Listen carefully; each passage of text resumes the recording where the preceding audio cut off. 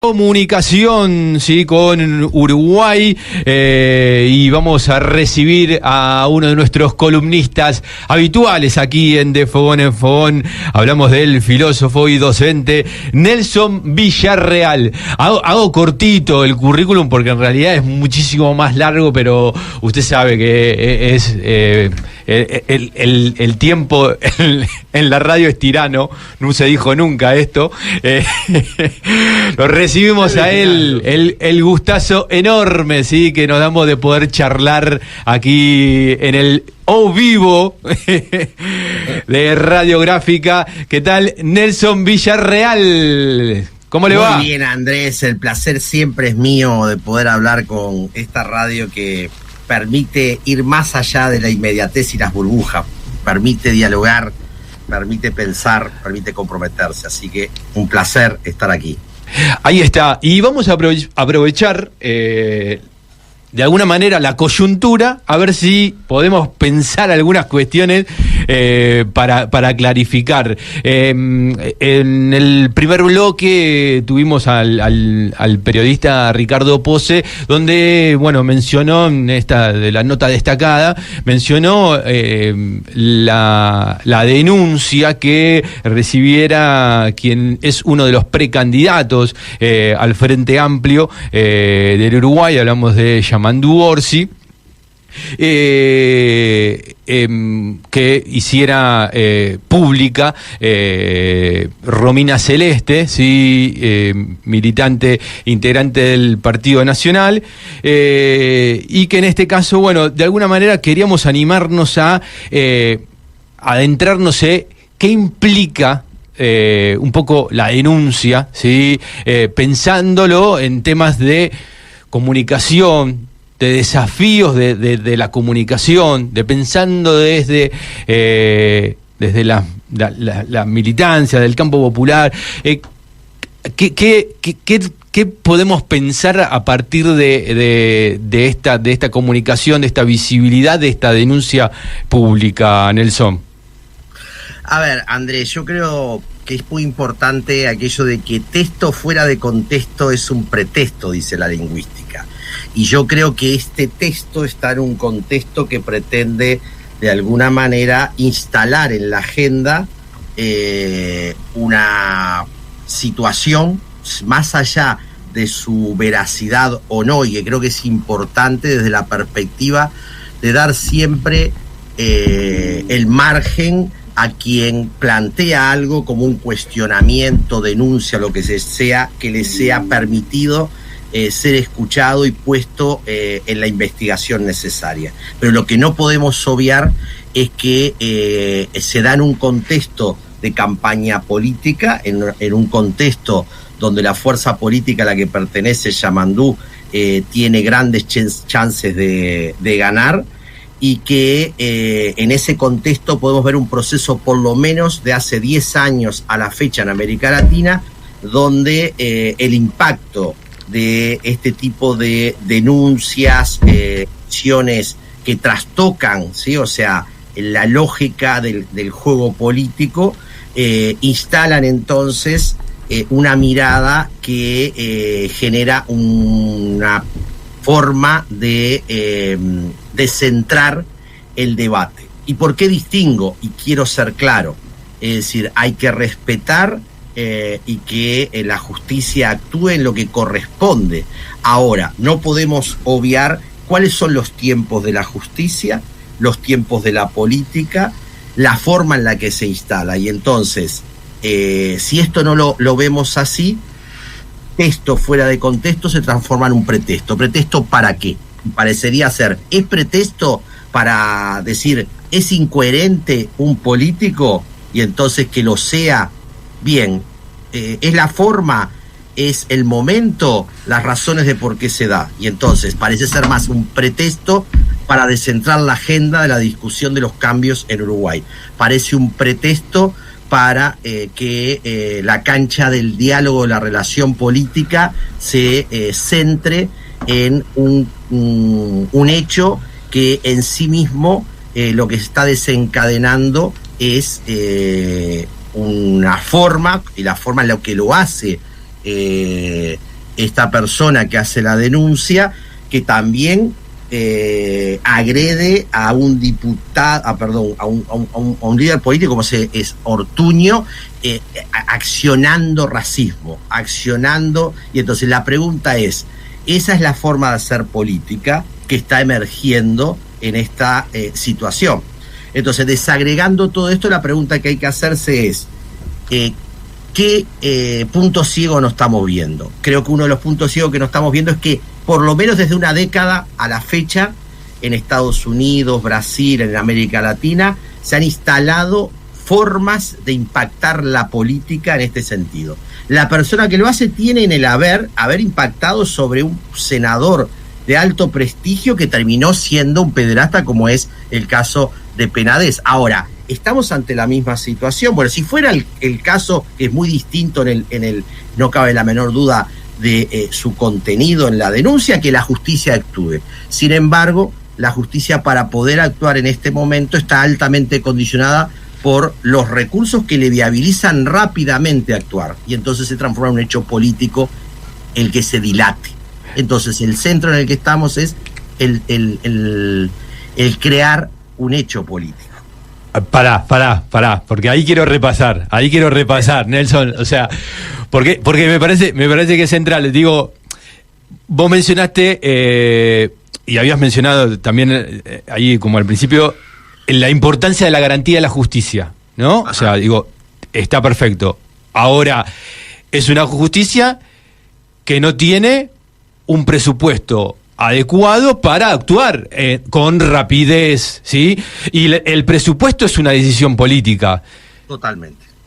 Digo, este es el gran tema, es que esto emerge en un contexto donde se desfondó la capacidad de la justicia para investigar con una ley de violencia de género, por ejemplo, que es la que está puesta bajo sospecha, ¿sí?, que fue construida por el progresismo, pero que el periodo de rotación partidaria no tuvo en el presupuesto nacional de este quinquenio los recursos necesarios para que las fiscalías y los juzgados cuenten con el asesoramiento necesario para rápidamente focalizar por el bien de las personas, tanto por el denunciante como por el denunciado, que de pique hay que presuponer, aceptar lo que se plantea y presuponer la inocencia. Para que esto se haga, debe hacerse en tiempos lo más agilizados. ¿Por qué? Porque si no, su dilatación se transforma en hecho político, que es lo que creo que no hay que dejar fuera en este sentido. Y fue un hecho político el cómo se ha atentado o cuestionado a las fiscalías, el cómo se les ha habilitado, se les ha quitado capacidad de investigar casos que evidentemente eran de corrupción o eran de situaciones como el entorno de la Torre Ejecutiva, como es el tema de Astesiano, como es el tema que vivieron los senadores Charles Carrera y Mario Vergara, es decir, que muestran, ¿sí?, que de alguna manera la lentitud para poder resolver juega como hecho político. Y esto es lo que hay que ver. Sin quitar, y vuelvo a reiterar, acá nadie quita la idea de que debe ser respetada la persona que está haciendo una denuncia, que debe darse las garantías para ello, como las garantías de presunción de inocencia de aquel que es acusado hasta que se compruebe lo contrario. Pero si esto se encuadra en una lentitud y proceso que impide en los tiempos paralelos que van entre la justicia y lo político, es un hecho político. Y entonces estamos viviendo un hecho político y no hay que olvidarlo. Porque si lo olvidamos, no estamos entendiendo que se están utilizando, como dice Maquiavelo en El Príncipe, todas las armas para poner en cuestionamiento lo que parecería ser hasta hace muy poco los políticos, la política en Uruguay es distinta que en otros países, parecería ser que no es tan distinta. Bueno, te iba a mencionar justamente eso, porque yo digo, y lo hablamos recién con Álvaro Pan, o sea, digo, Uruguay se jacta, ¿no?, de esa democracia, ¿no?, y tanto, digamos, a nivel mundial como entre sus pares en la región, ¿no? Y hoy estamos viendo estas cuestiones. Vos mencionaste el espionaje a los senadores Carrera y Vergara, también tenemos el espionaje al que denunció FENAPES en el liceo. Bueno, el actual caso del periodista Eduardo Preve, casualmente un periodista realizado, evidentemente, o sea, con tintes políticos, ¿no? Digo, más allá de quién lo hace. Totalmente, pero acá el tema está, Andrés, y es lo políticamente correcto, el reconocimiento y aceptación que las reglas de juego deben ser aceptadas para poder convivir, y lo vemos de alguna manera en los líderes políticos más viejos de todos los partidos que aceptan esto como marco de juego, digamos, ¿no?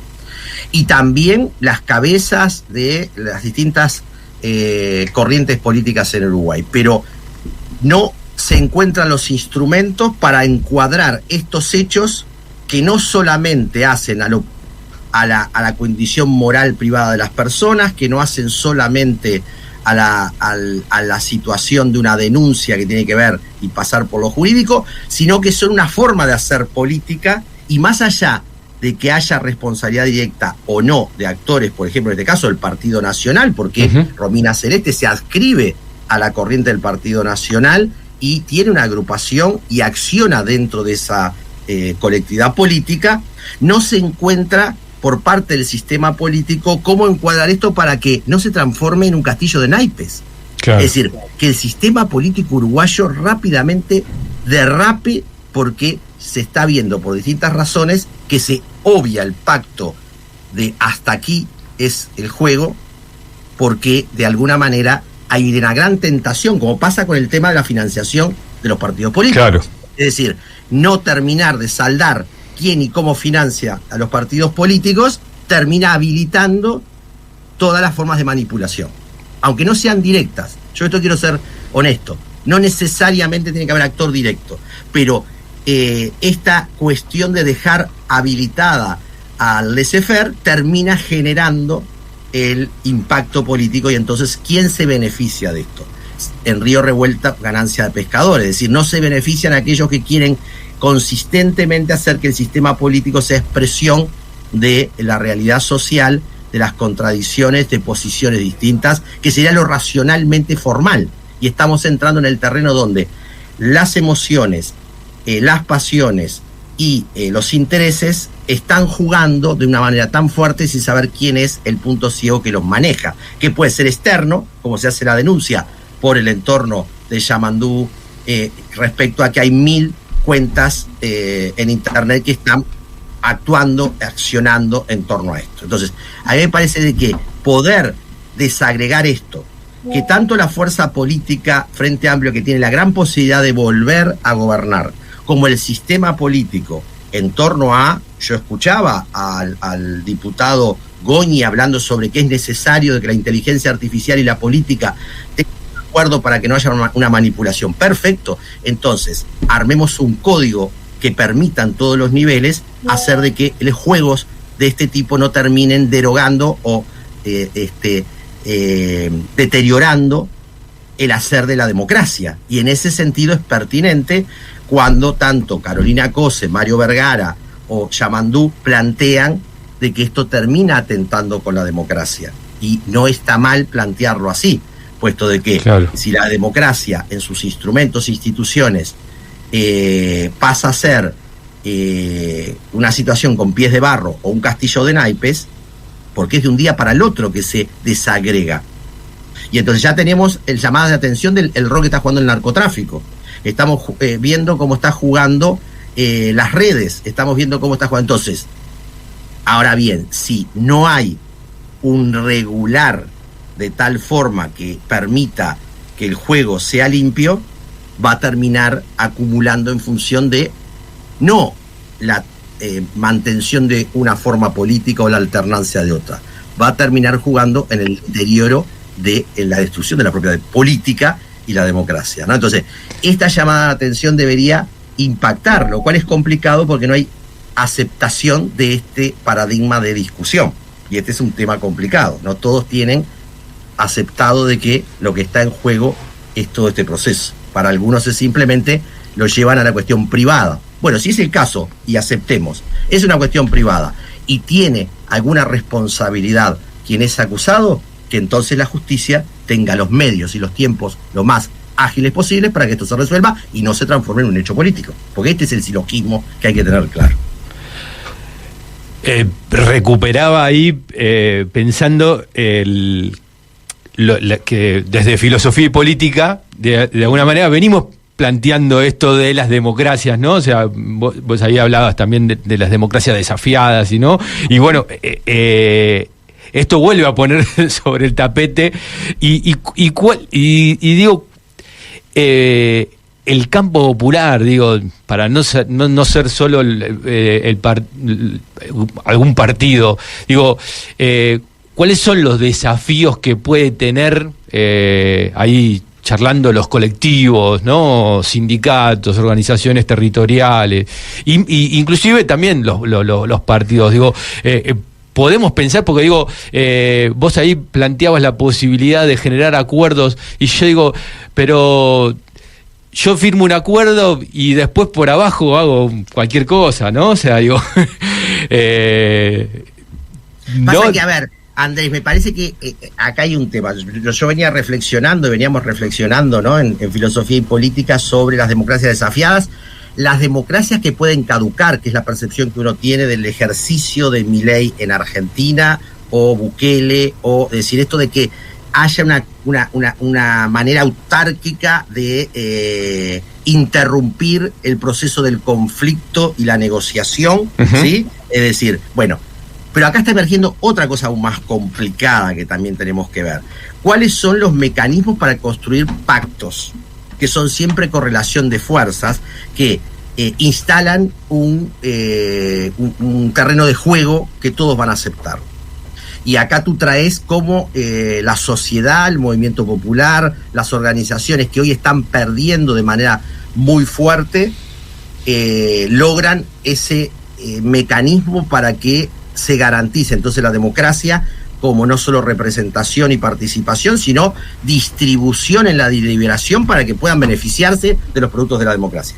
Y en el caso de Uruguay, yo hace 2 semanas decía, algo muy bueno, en el Parlamento asume como presidenta de la Cámara de Diputados la diputada Ana Olivera del Partido Comunista, del Frente Amplio, y todo la actitud de la bancada de gobierno, que es liberal, conservadora y de derecha, valoran sí la capacidad de negociación. Entonces, esto que en el hemiciclo del Parlamento se mostró como capacidad de reconocimiento, negociación y pacto, no rompamos esto, no se permite que se expanda al sistema comunicacional, no se permite que se expanda al sistema social. Por tanto, las democracias las sostienen también los pueblos. ¿En qué medida se participa, se involucra sindicatos, cooperativas, la universidad, los barrios, para que se controle a los representantes para que esto sea efectivo? Ya no solo como expresión directa de la representación, sino la consistencia que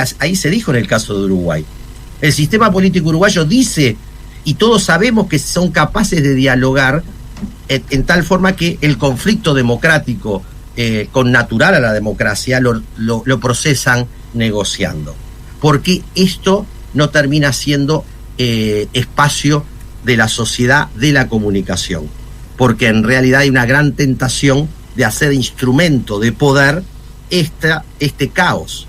Y eso beneficia más a la acumulación del poder del sistema que hoy tenemos, que es el de la posverdad, que es el que es incapaz de aceptar esto que en Uruguay parecería ser que estaba. Se acepta el que gana y el que pierde y se rota sin problema. Esto parece que ahora no se quiere aceptar y esto está bastante peligroso.